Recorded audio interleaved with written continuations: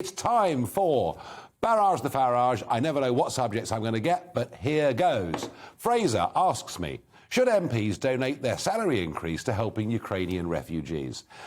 Yeah, I don't think the timing of MPs' pay going up over £2,000, given that that will happen on the day when taxation for the rest of the country is going to go up, when people's electricity bills, gas bills and everything else is going, let alone filling up the car, is going through the roof. I don't think it's that bright of MPs to take a pay rise. Right now, should they donate it? Well, they won't, so that ends that conversation.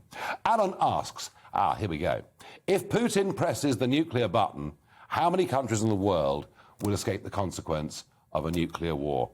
Al, you said to me in our conversation we should stop Putin. What's our red line? When should we try and stop him? If we stop him, we're all going to die. If he attacks first, we're all going to die. The radioactive contamination would be worldwide, because we're not dealing with Hiroshima or Nagasaki, one bomb, and they were atom bombs. These would be thermonuclear bombs, which are 20 times the power. And the contamination, the radioactivity... So how do we stop him? It would kill us all. So how do we stop him?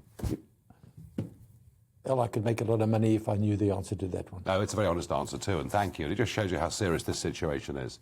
Mick asks me, there's more for you. It's more for you than me tonight. The Russian army have many relatives living in Ukraine. Do you think there's a chance that they'll refuse to kill any more citizens of Ukraine for Putin and turn on him?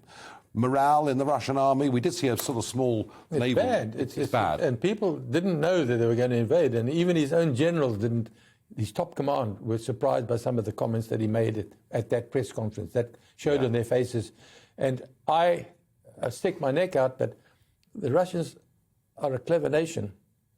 They're not going to take much more of this rubbish. Interesting. They could turn on him. Interesting. And maybe the generals, maybe one or two of the generals, although they always look terrified of him. Let's keep going. Chris asks, salted or dry roasted peanuts? Oh, salted peanuts, actually, they go rather well with one of these, I think, really. Michael asks me, with her newfound role in politics, do you think we should send in Meghan Markle to perhaps negotiate a truce? Meghan Markle's problem isn't truces, it's truths, and she struggles with those, it seems to me, quite considerably. No, that simply isn't going to happen. A final thought, Al. Maybe Putin doesn't take on NATO. Maybe he stops with Ukraine or Moldova. That would at least That's the end of his career. What, stopping with the end of his career, you think? Yeah, they would kick him out. He's got to start. He's got to finish what he started. He knows it, because the economy is in tatters, and I mean tatters. There's never been an economy that's collapsed so completely in such a short time in the history. No, never. No. So he's got to move fast. You reckon he's got to get this finished in the next 10 days, so things could turn very ugly in Ukraine? Well, I could be proved wrong, but who knows? Yeah, no, who knows?